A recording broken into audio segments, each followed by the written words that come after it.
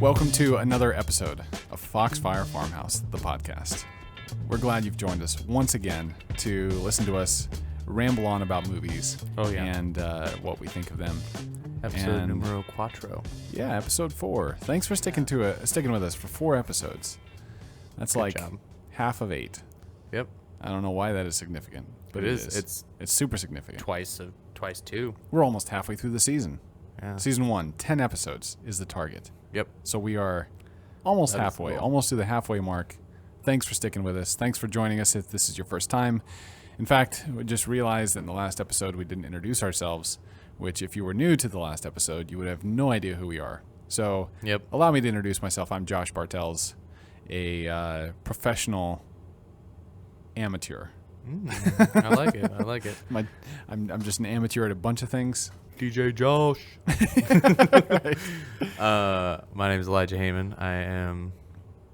I'm here. He's here. I'm here. He's here. He's alive. He's ready. Yeah, he's ready to take this ready to go. I'm passionate about He's this. Passionate. He's 2 cups of caffeine passionate about this. I'm about to pour out a third cup because. Oh really? Yeah, I gotta drink down. Third. Get it down. So we're here to talk about movies, and today we part of what makes this podcast the podcast is that we are speaking specifically to a Christian audience about Christian movies. Audience. Hello, Christian audience. And if you're a non-Christian audience, hello to you too. We're glad to have you. Yep. We welcome everybody here. And we, though, are going to ask a question, which is, what are Christian movies? What is a Christian movie? Yeah. And we're going to answer once and for all so that there is no more debate, so that there is no more question, and that when you go home, you're going to be thinking, I know exactly what maybe you're already home. Never mind, you're not going home. No, you're probably driving, maybe. Yeah. Turn left that's now. True. Maybe. Right now. Go. Watch out behind you. Somebody's following you. Yep, it's that car. It's that car that you're looking at right now. No, it's the gray one. Yep. This is like the setup to a bad movie. Yep. This is a setup to a nice B movie. In fact, it reminds me, did you ever watch the movie Cellular with Chris Evans? No. And he... I think I heard about this one, though. He gets a cell phone call. I want to say he's in a car. That's why I'm thinking about it. But he gets a cell call, but it's this lady who's been abducted, and she finds a phone in the attic and is able to make a call, but she dials the wrong number or something, and it goes to him. And so she's trying to get him to help her, and he ends up helping her, and he's on the phone for a long time and just trying to find her by the clues and things like that. And eventually he does, and, happy ending all around. Happy ending? But good. It was more like a B movie, Yeah. Chris Evans before Chris Evans was really going. So it was like a Human Torch era. Yeah, this is definitely Human Torch. He's working era. Up to Captain America. Right. He decided he was still in the B leagues of the Marvel world. So oh goodness. Yeah, good times. Anyway, it was a darker time. Yeah. So speaking of darker times, what have you been finding cool in these darker times? Oh goodness. I was so prepared with last episodes. Oh man. Okay, so let me go. You go first, and I'll think of it. One of the things that I'm always digging is the Grey Havens music. And the Grey Havens is a husband and wife band, Dave and Leisha Radford, and they take a lot of inspiration from C.S. Lewis and J.R.R. Tolkien in their songwriting, mostly Lewis. But they've just released a new album called Blue Flower. I just saw that. It is spectacular. So good. One of their songs on there is called Wide Awake, and that is probably my favorite song on the album so far.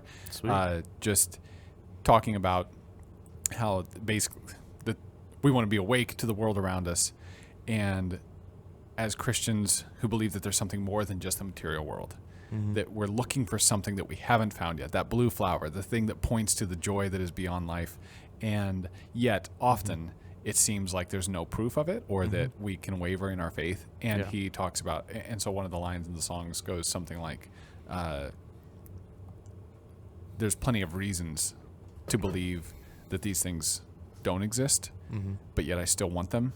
And it kind of Lewis's idea, this is pulling on Lewis's thread, of if there is some urge and desire that I have found no satisfaction for in this world, it could be that I've been created for another one. And so they just take a lot of those kind of Lewisonian, I don't even know if that's a term, Lewisonian ideas, and package them into beautiful narrative kind of winding folk songs that are just splendid. So anyway, that's what I've been digging lately. I do enjoy me some Grey Havens. They're very rich, especially just like lyrically. I think that's definitely their strong suit. That they write very well. I think I'll piggyback off of that, and I'll hit up some music. I'm a huge audiophile as well. I listen to so much music all the time. It's very hard to find me not listening to it. But a Christian artist, I'll go with a Christian artist as well that I really enjoyed. And I discovered his music off of a Christian film. Whatever definition we're going to go with for that one. The Case for Christ movie. And it's Strahan. I don't know if you've ever heard of Strahan. I've never heard of him. I would recommend, if you've never listened to him, listen to Help Me Believe. Okay. And it is... What kind of genre? Is he more like folk. It's folk music. Yeah. He likes to go with the 3 chords and makes an entire song out of it. Okay, cool. It is just... it hits your heart really good. And it hits that like struggling, like when you're in those seasons of struggle and you're just doubting things and you're at your lowest point, and just how the Lord comes and meets you at it when you're just like lying on the floor. He's right there. And it's very good. Awesome. He makes good music. Hey, I'm all up for good music recommendations. There's a lot of good Christian music, which we might have to talk about in the future. We'll have to come back. Yeah. We'll define what is Christian Episode film. 17. What is a Christian music? What is Christian music here? Episode 129. So stick around, folks. Subscribe now so that you can... It's our second to last episode. Yeah, right. Prophecy. Now we're doing all sorts of predictions about the future. Yeah. That's actually when Elisha dies. Oh. Yeah. So let's spread these episodes out a bit. That's exactly what I was about to say. I was about to say it's when you die, but... Okay. Maybe we die together. The house podcasting collapses on us while we are podcasting. Who's going to post it? We're stuck in the basement. Oh, yeah. So if you were listening to episode, what was it, 128 then? Well, it's 129, 2 away, so it's 131. Yeah, okay. So when you are listening to 128, to that number. When you're listening to that, then be sure to come find the recording of our last podcast. Yes. And then you can have it. You can have it. It'll be your Don't bother saving us. Yeah, leave us. Yeah. We're probably dead already. Yeah. Okay, well, anyway. Now that we've got our death settled, let's move on to something a little more dreary. Yeah. Which are Christian movies. So there is this company that is starting up. It's a startup company trying to make a new Netflix. It's not a new Netflix. They explicitly say they're not trying to just rebuild the Christian version of Netflix. That's what Pureflix already did. But they're trying to say we're going to build an entire new way of making movies. So Netflix is now both a streamer and a production house. And so they're trying to build a new thing that handles the whole thing differently so that it's not top-down executives making the decision. So kind of a merge of the Netflix idea and the VidAngel idea and stuff like that. So I don't know exactly what it looks like. It's still in that kind of investor phase, so there's a lot hidden behind the curtain just to investors, and it's not been made public. So we're still kind of waiting to see what that sounds like. But all that to say, their tagline is Christian movies shouldn't suck. That's the tagline for Lore, L-O-O-R, Lore.tv, and their tagline is Christian movies shouldn't suck. And amazingly, that tagline makes sense to everyone who hears it. Yep. Because including very the often, most ardent Christian movie loving person. Because very often Christian movies just plain suck. Deep down they have that blue flower where they just know without a doubt that there can be a There's got to good be Christian a better film. movie out there. Yeah. And if there's no Christian movie in this world, I can only assume that there must be a Christian movie in the other world. Just got to wait till heaven to get a good Christian film, I guess. Yep. That's what I'm heaven to me is sitting on a couch with good popcorn and a big screen watching a Christian film. Is that heaven, really? Oh man. Well, this podcast is going to turn into an intervention of but I think that's probably the 6 minutes in heaven, is that what it's called? Is it 7 minutes? I don't know. No, whatever. I bet that kid just went up to heaven and watched a movie trailer for that movie. So I need to probably talk to him. No, he would have been going to hell. I think if that was the case, he would have been watching something terrible. If he'd been subjected to that trailer. Oh man, for 7 minutes. Okay, well. I'm sorry. Sorry for if I offended anybody, but I'm not sorry. He's not sorry at all. No, it's But it does bring up a problem Yeah. that Christian movies do in general get a bad rap of being movies that suck. And I think there's different reasons for that. But before we even think through what is a good Christian film, what isn't a good Christian film, we have to define the term, what is a Christian film? Yeah. So, like, why is that term so confused? Like, why? I think that the term Christian film is very confused because it has a lot of different meanings to different people. It's a very everybody's got a different idea. So what would be like? What are examples of if you said Christian film? What comes to your mind first? what Like, instantly movies comes to come my mind is like a God's Not Dead movie, or not saying that they're in the same category, but like Courageous or Fireproof, Right, films that you'll be handed at church. Like you'll get, like, you'll go to a small group and you'll go to a Courageous men's group and you'll be doing a study based off a book, based off of a you've got, movie, like, the or Fireproof Fireproof book. challenge, the Love Dare. That's what comes to mind when I think of a Christian movie. And growing up, there were a lot of movies like that we watched that were kind of niche Christian stuff, like The Printing. Did you ever watch that? Or the whole flood of like Left Behind-esque movies that came out? And that would be fantastic for us to review some good old eschatological movies, like the One, or there was Nicolas Cage Left Have you watched Behind? The Appointment? No. Is it a rapture film? No, this isn't a rapture film. This is a Christian film, but it's about this girl, and the appointment is her death. She's been told she's going to die at this time, and so basically she better get saved or else. And so she keeps avoiding, and eventually there's a fire in the building, and she walks out of the building, and she is like, oh, I escaped the fire, and at the time I've still got, it's good, I've made it. And then she trips and gets hit by the ambulance at the end. It's this, the heck? It's this, but somehow that passed as being good enough for us to watch in like our Christian school. It was like, oh man, we're gonna get so amped. I'm so amped about this. That is the issue. That's what we're gonna bring into. So like, that's not right. That's not a good story. Oh no, not at all. No, movies like this, and then The Printing was a better one. It was about printing Bibles in communism under communist Russia. All the rapture films, things like that. Like that's what I tend to think of when I think of we do a good movie. job with docuseries as Christians most of the time. That's true. With we do them all the time for our missionaries. Right. Yeah, that's true. So we'll just throw that off the table. That's not necessarily what we're talking about, but yeah. Maybe we'll come back to that eventually. Did you know I was in grad school at one point, and I wrote my thesis on missionary video presentations. That's when I got interested in film theory and things like that. So that's cool. Random piece of trivia for the bio. We'll talk about this. Yeah. So anyway, we need to come to a definition of what makes when we say a Christian film, what are we referring to? And I don't think there's any way to directly pin this down other than to say when people say Christian movies, what kinds of things they're referring to. And so first of all, I think that there's the term Christian film that's just something Christian themed. So like, for instance, The Printing, that was a film about Christians in Russia trying to hide. So it's themed around Christianity. God's Not Dead, a Christian student, correct? So I have not watched God's Not Dead. You have watched it. Yes. So you're a resident God's Not Dead expert. It's about a Christian who, this is gonna be the scapegoat for a lot of things. Right. But that one also falls in another category that we'll talk about here in a little bit. But that's definitely, it's talking about a Christian's journey. And Yep. So that's also so throw there's The Chosen in there. Like we just talked about that last episode. True. So anything that we any movies about Jesus or the apostles, anything following. So I think it'd be hard to say that like all movies made about like Noah, Moses. There's some movies we're going to talk about later when we talk about movies in the Bible.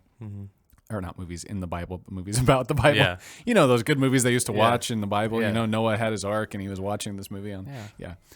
But the Jacob's Ladder, The Dream. Jacob, when he was watching that beautiful, it's a good movie. Beautiful picture. Yeah. It was kind of an avant-garde style. Yeah. What does it mean? Yeah, exactly. You just have no idea, and you've got to talk to film school students about the meaning behind the images. In this term, your pastor. Yeah. Yeah. Right. So the there's those kind of movies that aren't necessarily directly Christian, those could be, you could call them Jewish or other things, even though depends on who made it and how they did it. But movies about about Christ would definitely fall in that category. Yeah. So there's Christian, where we're talking about the theme of the movie. And then we've got, what else do we got? I think if we our other just reasons here come around and we go to the truth category. Yeah. We'll bump into that. So things like that kind of, because we've covered these subjects, like the last two subjects that we covered in terms of Christ being in film, that kind of falls in that theme, that theme background. And then if you go back to our Christ figures talk, that kind of falls into that truth category, where you have things that, because our God is a God of truth, and so anything that is true falls under His umbrella, falls under His authority, and so you can pull good lessons out of things that have things that are true, like you have lessons that you can learn. Yeah, so like in the Christ figures thing, if all stories ultimately, if story structure itself comes from the way that the world was built, then if people are kind of just trying to understand the way a good story works, and they are able to understand that because they're made in the image of God and they can discover that's common grace, that then they could tell a really good story, that reflects something about the way the world is, that is true and honest and good, that they don't even have to be a believer to do that, or they don't have to be, it doesn't have to be made by a Christian or about Christianity for that to be true. You can have, think about, for instance, Tolkien and The Lord of the Rings. That has nothing to do in one sense with Christianity. Christianity is mentioned. But yet it is a very Christian book because it tells the truth about the way that the world is.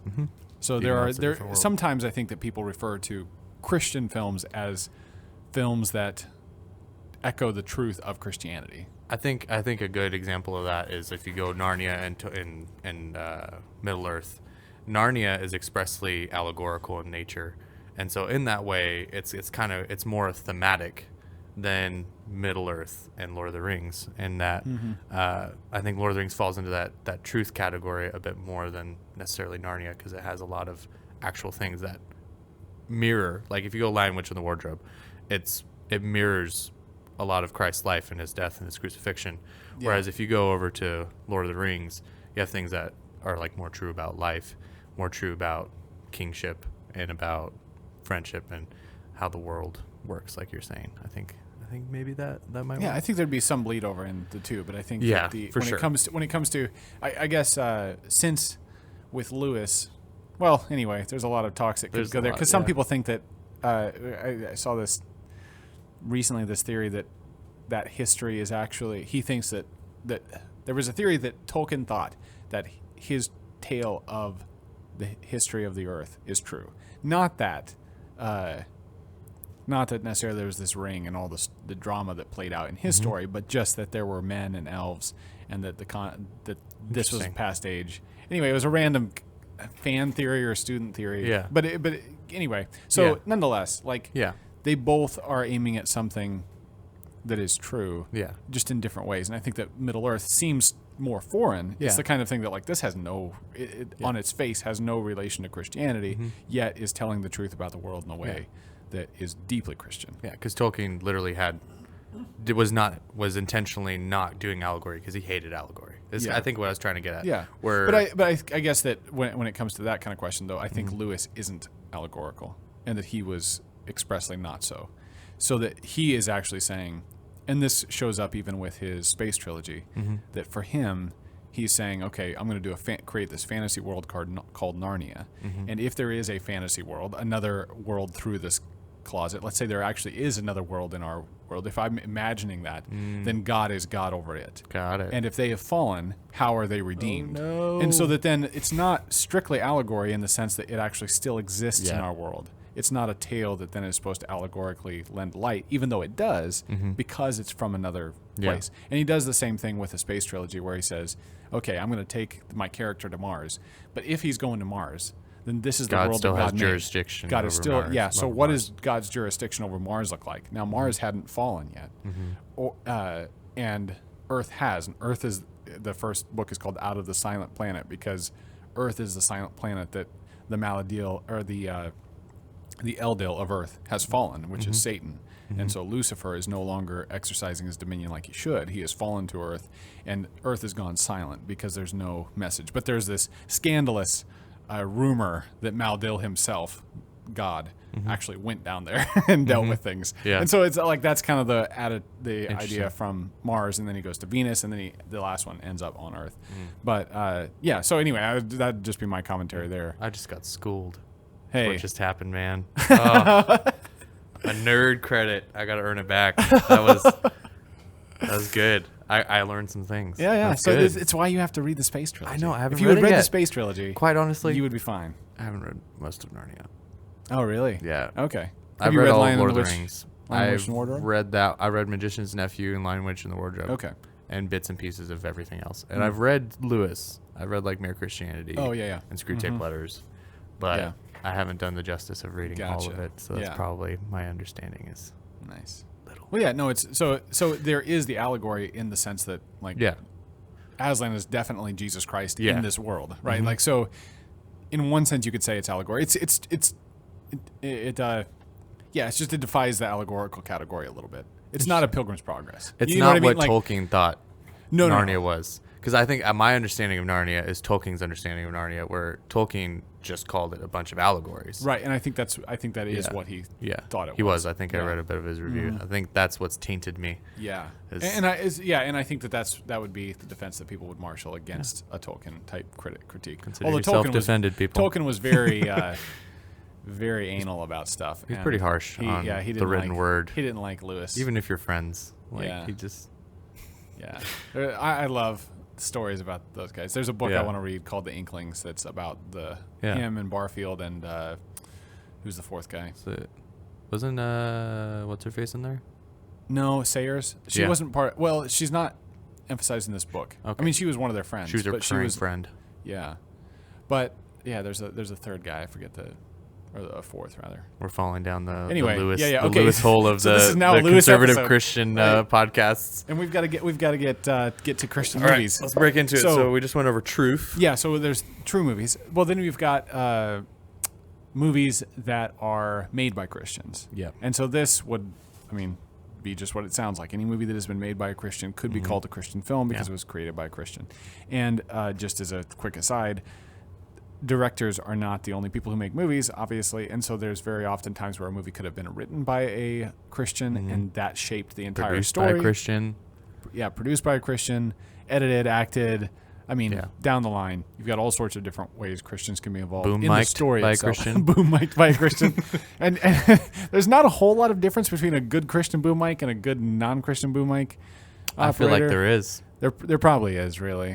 Yeah, it's probably, in all the Christian movies you've watched, what's made the difference is that the guy running the microphone was Christian. Yeah. Yeah. Which is also an issue because the sound isn't the greatest.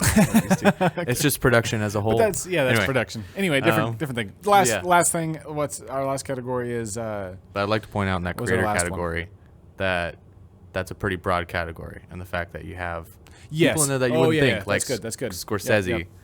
would be in that category because he's Right. considered a Roman Catholic, and we're You've not got- going to quibble with that right now. But Yeah, you got like Scott Derrickson. Yeah. Same thing. Scott Derrickson is the guy who made Doctor Strange. So made a really frontline, big movie, Yeah. big temple movie. Yeah. Christian guy. Yep. He's made And- horror movies. Yep, made horror movies. He's got a new movie coming out. Just all sorts of. Yeah. Yeah, that kind of genre is But it does super include- wide, yeah. and it ends up a lot of Christian themes end up bleeding into that because they're Christian. Yep. So, last one. What's our last category? The worst category. The worst category. Of Christian Marketed movies. towards Christians. Christian movies are just marketed, just like this pan- podcast is marketed towards you. pandering to the audience. But we don't pander to you. No, we don't. In fact, we're really- trying to edify we you. despise you. Yeah. We are acting like a typical elite and just despising you. You little- don't know as much about You movies as us. you movie noobs. Come on. Get on our level. Anyway, All right, enough no, that is not grandstanding. the Now back down that's to not earth. the purpose. But to get on, marketed films like you have the whole of Pure Flix or Christian Hallmark as we've coined it. Right. And you have like the God's Not Dead and the Beyond the Mask. Ooh, Beyond the Mask. Oh, we got to talk about that one later. Yeah, we're gonna come back to Beyond the Mask and give some kind of in-depth analysis. Yeah, it's and so try hard not to talk about it. Do some good stuff. It's so bad. But Anyway.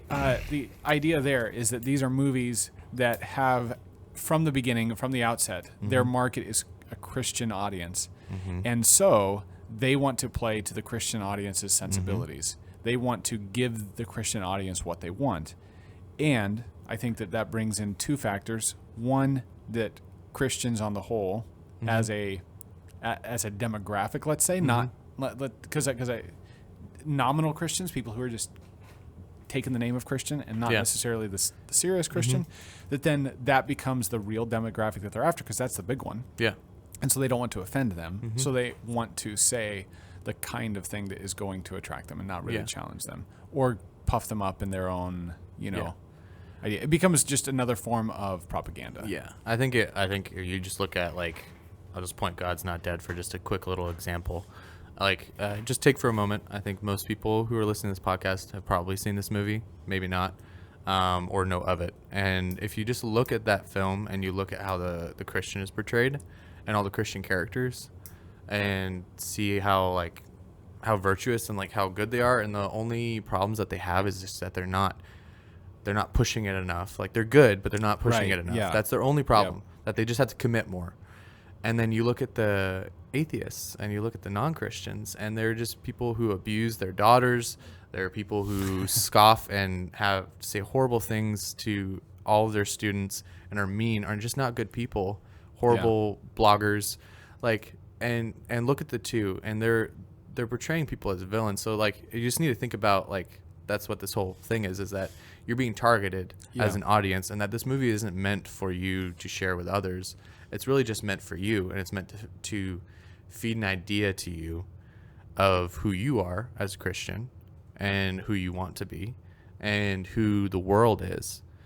And so in some ways... Yeah, and that gets back to the idea that, like, the most important category of a Christian movie that we care about is that the movie tells the truth. Yep. That it doesn't lie to us about the way that the world is. Yep. And that can be done by a Christian, so that's our other category of a Christian-made movie, or it can be done by a non-Christian. And it can be a Christian movie that tells the truth about Christian people or about Jesus in a way that is Christian-themed. But it could be all of those things, and it could be marketed to Christians and not tell the truth. So that it can be a movie that, because it's marketed to Christians and shaped by trying to appease that audience, that it ends up not telling the truth. Yeah. And in the most important way is not a Christian film then. Yeah. It's just trying to make you feed you in some way. Yeah, and validate that, hey, you're right, and this is just a rah-rah parade for you. It's not actually trying to tell the truth. Yeah, like when the non-Christian gets hit by a car in the movie, it's treated in a story way as him getting his just desserts. In a story way. When the non-Christian gets diagnosed with cancer, it's kind of treated as like like God got you, like that's terrible and horrible. Yeah. So so I'm totally for the bad guy getting his just desserts. It's true. And it's just that when it becomes such a caricature, that it's just God is seen as a vindictive person who just does things to you because you didn't like him and because you picked on someone. Well, then that's not an accurate portrayal of God. God is merciful, and God's judgment is very often, in fact, the Bible portrays the judgment of God as God taking his hand from you, his hand of mercy in Romans 1, so that you reap the consequences of your sin, that God is intervening in all of us to keep us from getting what we deserve, and that God's judgment is just letting us do what we want. So if I mean, I don't know the nature of the story, but there would be a way I could see that there are natural consequences to sin. When you sin, you should expect guilt. You should expect shame. You should expect you should expect bad things to happen in one sense. But those bad things have to be according to the way God made the world, not an arbitrary, your family dies because you don't like God. Like that's and I guess there are like exceptional cases. But it's just that often in these kinds of movies, like the Appointment or things like that, it's a caricature of what is being said. So instead of being and so the opposite of this, I think, would actually be the myth, right? Like that the myth is portraying the ideal and the evil. So to go back to Tolkien, you've got the orcs, evil creatures, and you've got Saruman and the darkness, and then you have the light. You have Gandalf, and you have people fighting for the light.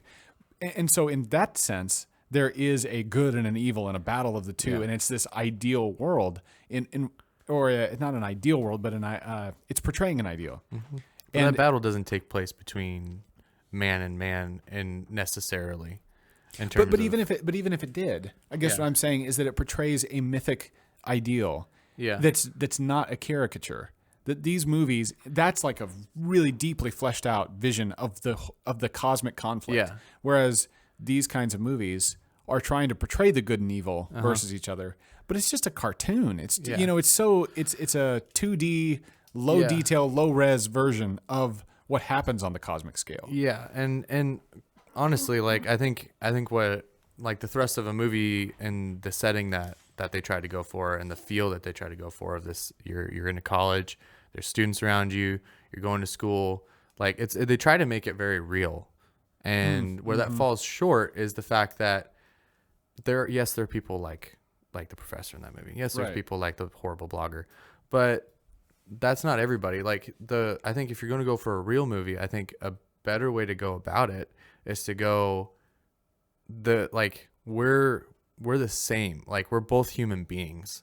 And I think where some of the best Christian films shine is that it shows that we're human beings, that we have wants, desires. There's good things that people do and there's bad things that people do. But at the end of the day, what makes the Christian have something that the other one doesn't is Christ. Right. And that he has Christ. And that's the difference. And that you can see that in his life, not necessarily that. Yeah. Which reflects a broader problem is that that is a caricature of the real world because their theology is a caricature of the real world. Yeah. Right. That we as the broader Christian church in America have just become we have become the caricature. Yeah. And therefore we end up only being able to make the caricature of ourselves. And I think that's where, like, as good intentioned as Sherwood Pictures is, and with the quality that they have, that they're true to life in a lot of other ways, right? Like that they're true to the evangelical life that we understand and that we've been a part of.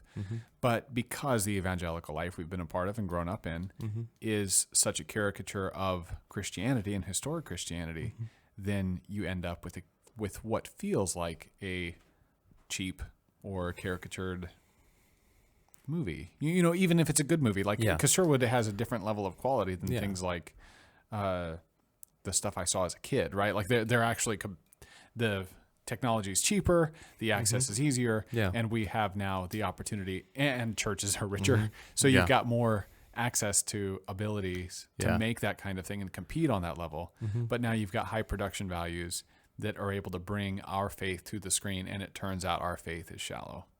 And I think that the answer to that is to have better Christians. That if we're going to have good Christian movies, we have to have Christians that don't have a caricatured faith. Have a deep, rich understanding of the historic Christian faith, who have lives that are shaped by that, and who then go out and make movies to the glory of God. Like that's what we have to have. That's the aim, and that's honestly why we started this podcast. Yeah, and just to tell all sorts of stories, right? Like that there is no story off limits. God is telling one of my favorite authors and kind of someone who speaks into this area is Nate Wilson, and he says often that God is telling stories every day with His Word, and so when you see when there's a family of deer that interrupt the podcast, then that is God telling a story. God is purposefully bringing this family of deer, and He's feeding that family, and there's a story happening with this family of deer that we do not follow. As humans, we do not follow them around, but God cares. God is with every sparrow that falls. He is telling every one of those stories, and He tells a story of a rotation of the earth again and again and again. The sun comes up and goes down. The sun comes up and goes down, and God is telling these stories again and again and again. And some of these stories, like these creatures that we discovered that we didn't know about, right? That have been happening since well, since creation, as best we know. That's what I love about watching like Planet Earth and like those Yeah. shows that they're like, they try to cram evolution and all this this crap in there, but they try to cram all that stuff in there, and it just it doesn't work. Like it pales in comparison. Like you hear the story through the visual of the fact that these things would be happening without me. Oh, yeah. And they have been happening, like you're saying. And we've not known about them. Yeah. And then they just show up. God is a God who is telling stories constantly. There is no story that is off limits for a Christian to tell. And there's no story being told without him. Absolutely. And so we just have to realize that and work with the grain of that. Work with the Spirit of God to just go make stuff. Go tell stories. Our life is telling a story. And so... we can tell a story that is just as bad as those Christian movies. That's why missionary books make great books and great stories. Yeah. Because they're a life lived. Yeah. Like, now, there's some that are told badly. Yeah. But, some are told badly, but like at the heart of it, like you can see narrative, like, and just any biography book that you pick up that's well written, you can see that. Yeah, exactly. So... Pardon sometimes, me. sometimes toilets get flushed upstairs, and we'll see how well they show up on the recording. But Guerrilla if they don't show up on the podcasting. recording, you didn't hear anything. Nope. Yeah. Anyway, that was the flushing of the Christian movie morale down the toilet. That's what that sound was. We're not doing good, guys. We need to do better. And so let's make some craftsmen, but most of all, let's make good Christians. Because we need good Christians to be able to make good Christian movies. And caveat, like the Christian filmmakers that have gone out there and made film, like Sherwood Pictures, they've made more movies than I have. Yeah. And they had a goal. Obviously, their goal was just to preach through film, and all of the Christian filmmakers, like even Beyond the Mask and God's Not Dead, I don't know who the director is, but that these are Christians who are making film. So like, I applaud that. Absolutely. But still. And in another sense too, I think that there's a widow's mite concept here. Yeah. That if you are a person who wants to make movies and you want to make them to the glory of God, and you are just getting started and you've got a DSLR camera or you've got, and then you've got a little computer or you've got your iPhone and you're just going out to try to make stuff. Oh yeah. Go make stuff. As people attribute it to Chesterton, and I'm not exactly sure where he said it or how he said it, but he said anything worth doing is worth doing badly. And I'm very okay with the bad number of Christian movies that we have. As someone pointed out, how many bad Hollywood movies are made? So many. And let's add up, like, per dollar, the number of dollars spent on Christian movies and number of dollars spent on Hollywood movies. And then let's take that and run the numbers as far as good versus bad. And dollar for dollar, we've probably got a really good ratio going on in the Christian movie world. So I want to see more of that. I want to see more movies made by Christians, more in all those categories. I want to see all of that. Any old movie, like just start I making just want them done well. We can judge you objectively because you're making you're making art. something you're putting out in public, and so we're gonna judge it on the basis of all made constructively. Yeah, right. Good judging, Yeah. not like bad judging. We're gonna critique everything to death, but just that if it's out there, we're not going to leave the standard behind when we go put kitty gloves on. Yeah, just when we you're go a and Christian deal with the movies. Yeah, that's the issue. Deal with them. I think that's why we're stuck with these films because nobody within our circle. Yeah, is willing we to call can't them. just say that. And this goes back to the caricature of Christianity. If we are caricatured Christians, and there are good guys and there are bad guys, and we are definitely the good guys, it doesn't matter what's going on. There's no objective standard outside of ourselves. The only standard is, do you have the Jesus fish on your bumper sticker? If that's the only thing that we are using to judge whether or not we're making good movies, is that it was made by me, well then we have no standard by which to say, here's where we failed, here's how we can do better. And we have to have that if we're going to move forward. And that standard is not that standard is broad and involves a lot of disciplines. The discipline of storytelling, dramatic structure, the discipline of cinematography, the discipline of video editing, the discipline, all the different crafts that are involved in capturing the image and lighting the scene and animation and all that kind of stuff all comes together, and they all have to come together in a way that serves one clear, articulate story. And that story has story. There's just so much that goes into it. And so it's not the kind of thing that we can just go out and throw some money at and it's going to happen. It's the kind of thing that's going to take work and time and dedication and just a love of film, a love of God, and a love of people if we're going to make stuff that's worth watching. So we'll do it. Well, I hope you go out and do it. If you've made movies and you want to share them with us, we would love to watch your movies. That'd be awesome. We'd love to critique them. Yeah. If you would like your movie to be critiqued, just know it will be critiqued. It will be critiqued. Harshly, most likely. The harshest of critiques. Yeah, we do not go easy on people. That's why we don't make movies, because we don't want to be critiqued by ourselves. Yeah. But, yeah. Anyway, no, we would, if you've made a movie or you are interested in making movies, we'd love to just talk with you. We'd love to talk to people like that. And so you can get in touch with us on the website, foxfirefarmhouse.com. You can email me. I don't have a website email, but it's josh@bartelsproductioncompany.com. And we'd love to hear from you. Yeah. Anyway, this has been another episode of Foxfire Farmhouse, the podcast. Thanks for sticking around with us, folks. Bye. Bye.